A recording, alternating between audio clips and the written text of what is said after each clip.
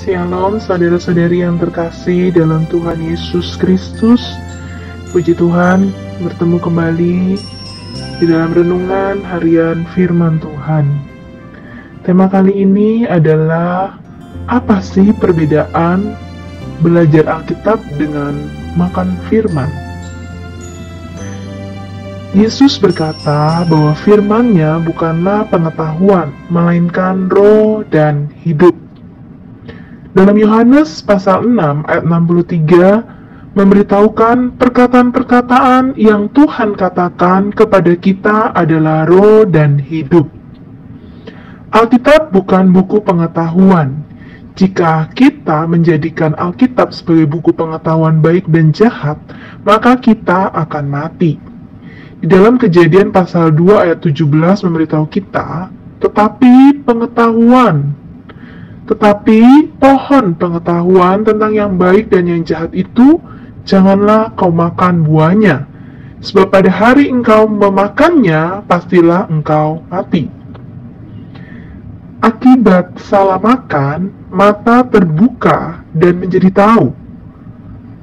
Di dalam Kejadian pasal 3 ayat 7 berkata, perempuan itu melihat bahwa buah pohon pengetahuan baik dan jahat itu baik untuk dimakan.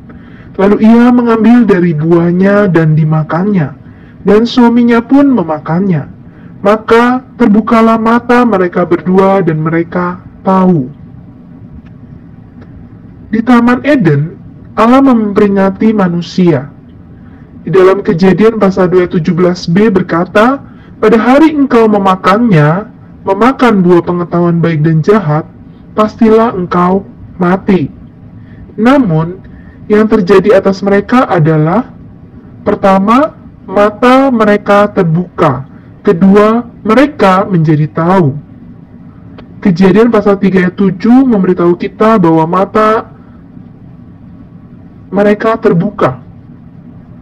Maka terbukalah mata mereka berdua, dan mereka tahu. Hari ini, banyak orang menganggap jika mata mereka terbuka, sehingga mereka menjadi tahu tentang perkara yang baik dan jahat itu adalah bermanfaat. Namun, menurut Allah, di dalam Kejadian pasal 2 ayat 17 adalah kematian. Pengetahuan baik dan jahat membuat kita mati. Kesaksian berikut ini dapat memperlihatkan perkara ini. Awal yang indah.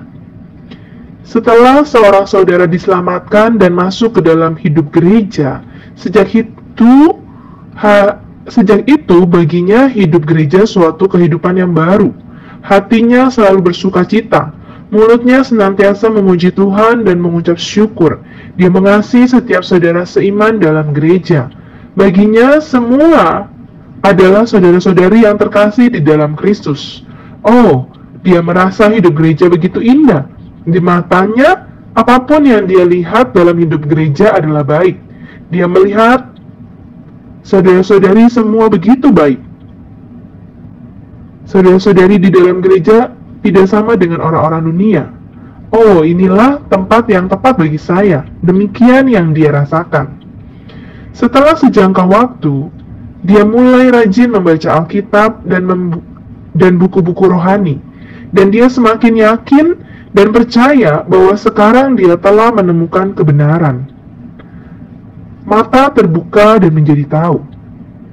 Dia merasa melalui banyak membaca Alkitab dan buku-buku rohani, banyak hal yang dulu tidak dia ketahui kini menjadi terbuka baginya.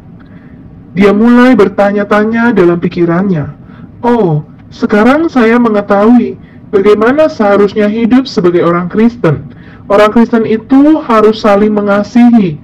Tetapi, apakah di sini ada saling mengasihi? Mengapa saudara Anu begitu ya? Sikapnya kok tidak mencerminkan orang Kristen? Saudari Anu sungguh keterlaluan. Bukankah sebagai orang Kristen kita harus saling mengasihi? Wah, keadaan di sini sungguh tidak mirip dengan apa yang aku ketahui dari Alkitab. Dulu aku tidak tahu.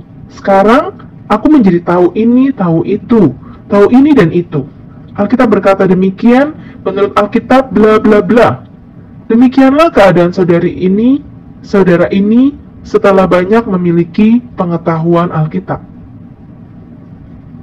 Inilah pengetahuan yang baik dan yang jahat.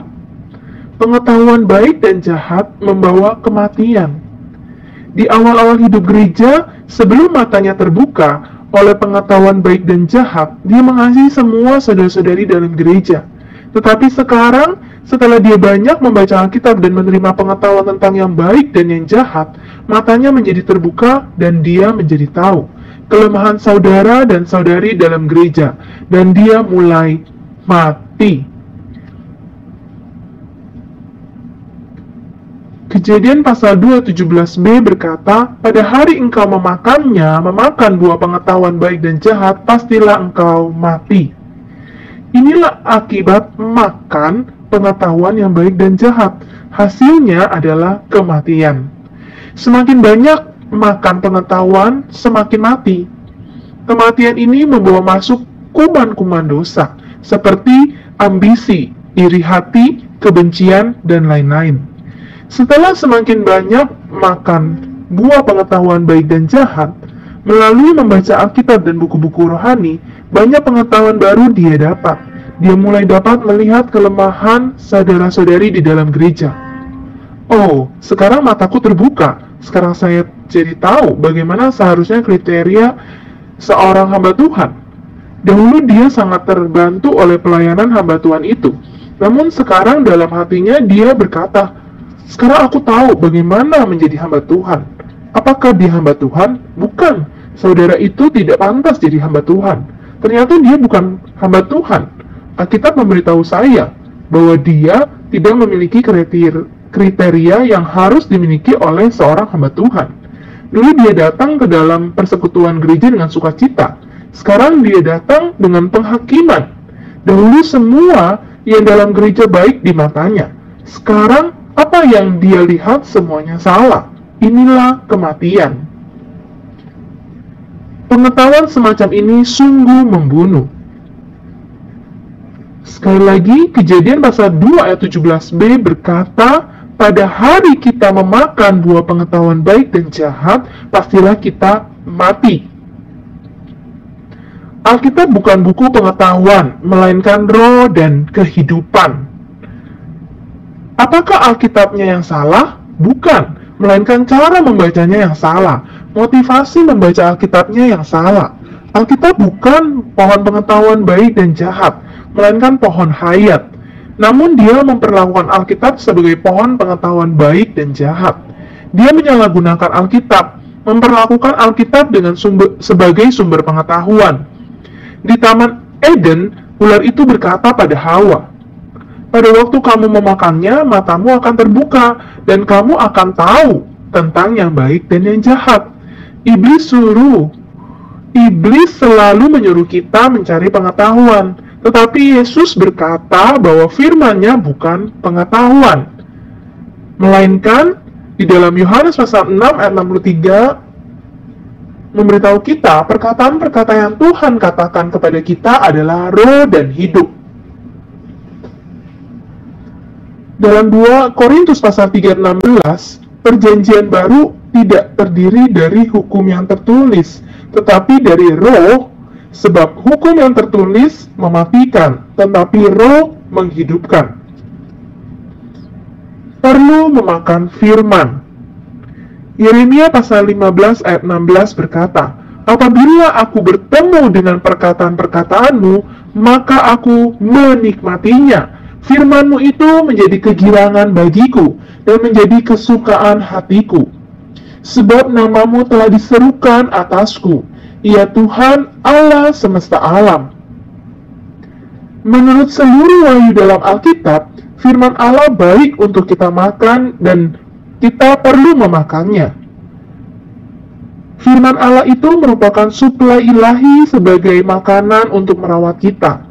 Melalui firman itu sebagai makanan kita, Allah menyalurkan kekayaannya ke dalam batin kita untuk merawat kita agar kita dapat disusun dengan unsurnya. Ini adalah satu aspek yang penting dari ekonomi Allah. Ketika kita makan firman Allah, maka firman-Nya akan menjadi kegirangan dan kesukaan hati kita. Haleluya! Kita perlu belajar menjamah firman oleh roh kita dengan mendoa bacakan firman Allah. Amin. Mari kita berdoa. Oh Tuhan Yesus, puji syukur dan terima kasih Tuhan atas renungan-Mu hari ini. Dikau terus mengingatkan kami kembali bahwa kami jangan salah makan. Tuhan Yesus, kami tidak mau datang kepada firman-Mu membaca Alkitab hanya supaya kami mengetahui ini dan itu, sehingga kami banyak menghakimi, sehingga timbul maut kematian di dalam kami. Oh Tuhan Yesus, kami mau memakan diri-Mu, memakan firman-Mu, menikmati firman-Mu. Sewaktu kami bertemu dengan perkataan-perkataan-Mu, oh kami menikmatinya seperti kitab Yeremia. Tuhan Yesus, jagalah kami Tuhan, agar kami tidak mati oleh karena pengetahuan tentang baik dan jahat, tentang benar dan salah. Tuhan, kami mau terus dipimpin oleh diri-Mu, hidup berdasarkan diri-Mu, oleh firman-Mu yang menerangi, yang mengasihi semua orang, karena kasih menutupi banyak sekali kesalahan. Terima kasih ya Tuhan. Tuhan, terus selamatkan kami dalam pembacaan Alkitab kami, dalam pembacaan buku-buku rohani kami, dalam kami mendengarkan renungan-renungan firman Tuhan. Tuhan, terpujilah nama-Mu sekarang sampai selama-lamanya. Amin.